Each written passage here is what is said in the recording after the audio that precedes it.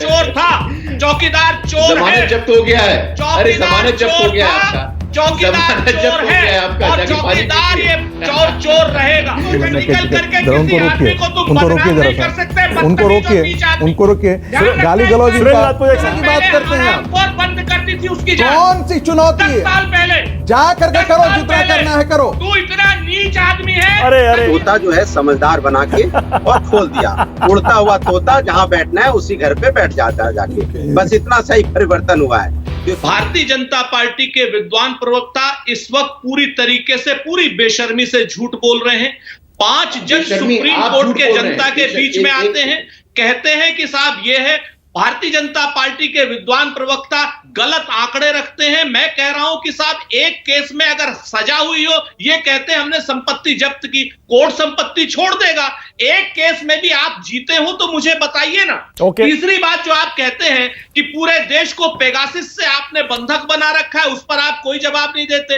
राहुल गांधी को कहते हैं माफी, हाँ कोर्ट में उन्होंने माफी मांगी क्योंकि कोर्ट का नाम लिया था, लेकिन चौकीदार चोर था, चौकीदार चोर है और हम चौकीदार को चोर कहते रहेंगे। अरे सोच समझ के बोलिएगा सुरेंद्र राजपूत। पता लगा कल फिर से नोटिस आ गया। हो जाएगी, जाने दीजिए। चौकीदार चोर था, चौकीदार चोर है। जमानत जब्त हो गया है। अरे जमानत जब्त हो गया है आपका। चौकीदार चोर है और चौकीदार ये चोर रहेगा। जमानत जब्त हो गया है आपका। छोड़ दीजिए, फिर माफी मांगिएगा, नहीं कहा फिर माफी राहुल गांधी ने सिर्फ फिर माफी मांगिएगा। जमानत जब्त वाले लोग अपना जमानत नहीं बचा पाए, अपना जमानत नहीं बचा पाए आप लोग। अरे जमानत बचाइए जाकर के, जमानत बचाइए जाकर के। अरे जमानत बचाइए जाकर के, जमानत नहीं बचा पाए आप लोग, जमानत नहीं बचा पाते हैं। जनता के हालात करते हैं आप बात करते हैं, मुंह की गाली पड़ी आपको। जाके जनता के सामने अदालत में जाइए। हार गए हैं, कोई आपके पास पहुंच नहीं है, कोई टच नहीं है, कोई करते नहीं है। जनता के सामने आप जाते हैं, जमानत बचाइए जाकर के। मूर्खतापूर्ण। ओके ऑलराइट, ओके बाकी 3 गेस्ट और हैं, तीनों बिल्कुल नहीं बोले। पहले अनुराग भदौरिया, उसके बाद आ रहा हूं आपके पास संगीत रागी और संजय शर्मा। अनुराग, 2 केस हैं आपके सामने ईडी के, एक तृणमूल कांग्रेस के पार्थ चटर्जी का और दूसरा सही और एक में गलत है। अनुराग, एक चीज आपने बहुत अच्छी बोली। 2013 में और 12 में कहा गया था कि जो एजेंसी है वो पिंजड़े में बंद है, मत तोता है, पिंजड़े में बंद तोता है। फर्क इतना हो गया है, अब तोता को सिखा पढ़ा के आस्ते से खोल दिया जाता है कहाँ जाना है। अब तोता जो है समझदार बना के और खोल दिया। उड़ता हुआ तोता जहाँ बैठना है उसी घर पे बैठ जाता है जाके। बस इतना सही परिवर्तन हुआ है, क्योंकि ये लोग होशियार लोग हैं, ये तोता को पढ़ाना जानते हैं।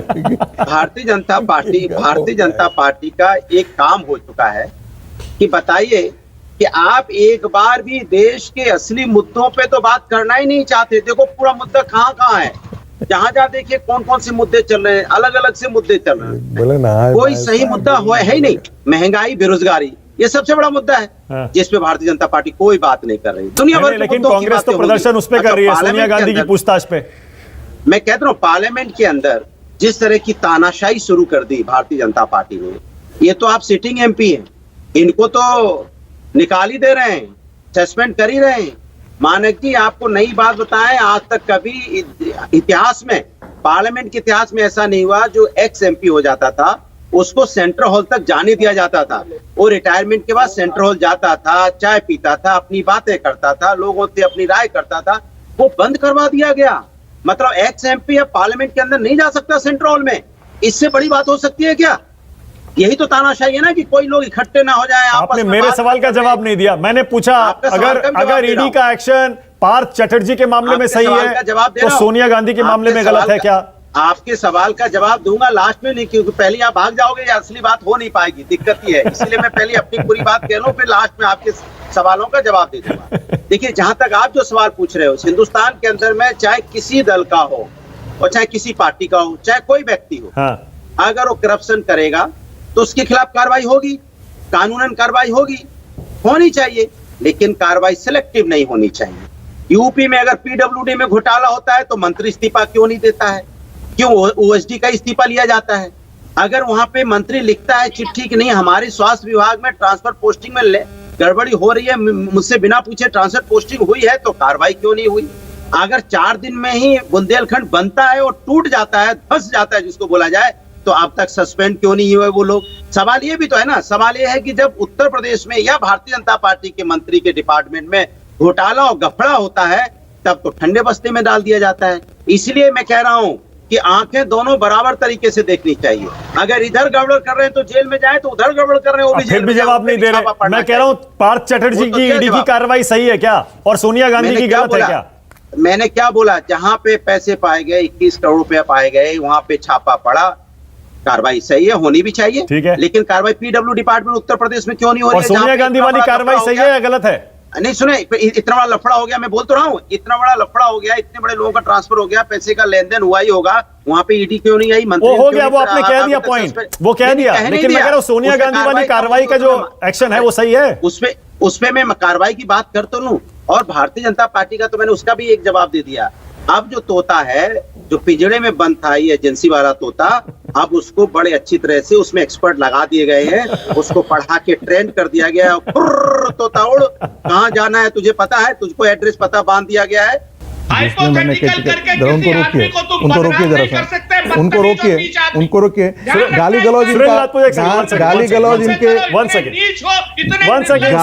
गाली गलौज हम जानते हैं, आप अपनी माँ के गर्भ से ही गाली गलौज पैदा लिए शब्दों पर संयम नहीं, लेकिन संगीत रागी आपने हाइपोथेसिस नहीं सुनिए, आपने कहा अगर उस पैसे का इस्तेमाल हो रहा है, मैंने कहा आपने कहा उस पैसे का इस्तेमाल किया है। आप पूरा आप सुन लीजिए पूरा। हाँ। मैं एक प्रोफेसर हूं, मुझे पता है। हाँ। मैं गाली गलौज करते हुए पैदा मां की गर्भ से नहीं लिया था। सुरेंद्र राजपूत को गाली गलौज करने का संस्कार ही मिला है। क्या करें, दुर्भाग्य है। नहीं, छोड़ दीजिए, ऐसे आदमी को प्रवक्ता बना करके छोड़ दीजिए प्लीज। नो पर्सनल कमेंट, सबको लाइए स्क्रीन पर। नो पर्सनल कमेंट, ऐसी भाषा का प्रयोग बिल्कुल बंद कर दीजिए। गुरु प्रकाश, इतना घटिया गुरु प्रकाश लगता है कि जैसे मां के गर्भ से। अरे नहीं, संगीत रागी प्लीज आप रुक जाइए। नहीं प्लीज रुक जाइए प्लीज नहीं प्लीज बिल्कुल आवाज बंद कर दीजिए। मानक मुझे अपनी मैं अलाउ नहीं करूंगा। जो आरोप लगाया गया है मैं उस पर बात कर रहा हूं। मैंने कहा कि आप अपनी एक कंपनी का शेयर आप स्वामित्व के लगभग ट्रांसफर कर लेते हैं, कल उस कंपनी का हम किसी भी तरीके से फायदा उठा सकते हैं।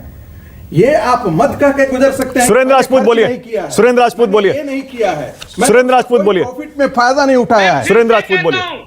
मैं फिर से कहता हूं, संगीत रागी ने जो लंपट नीच आरोप लगाए हैं कांग्रेस पर, सोनिया गांधी पर, राहुल गांधी पर, या तो ये माफी मांगे और नहीं अपने आरोपों को पुष्ट करें और यंग इंडिया को भारत सरकार को सौंपने का काम करें अगर एक नए पैसे की भी हेरफेर हुई होगी। क्योंकि आर्टिकल 25 में आप एक नए पैसे का खर्च कर ही नहीं सकते उस कंपनी। अरे जाइए ना, वो कोर्ट में है ना, गया हुआ कोर्ट में गया हुआ है ना मामला, कोर्ट में गया हुआ है। कौन सी चुनौती देने की बात करते हैं आप? बंद कर दी थी उसकी, कौन सी चुनौती है? 10 साल पहले जा करके करो, जितना करना है करो। तू इतना नीच आदमी है। अरे रुक जाइए। गुरु प्रकाश बंद करा नहीं, प्लीज बंद करिए बिल्कुल बंद करिए आवाज। गुरु प्रकाश ओनली गुरु प्रकाश, क्या आप संगीत रागी के इस आरोप से सहमत हैं या फिर आप कहेंगे कि जांच का इंतजार करना चाहिए? राजपूत का जरा डीएनए टेस्ट करो प्लीज, संगीत रागी प्लीज।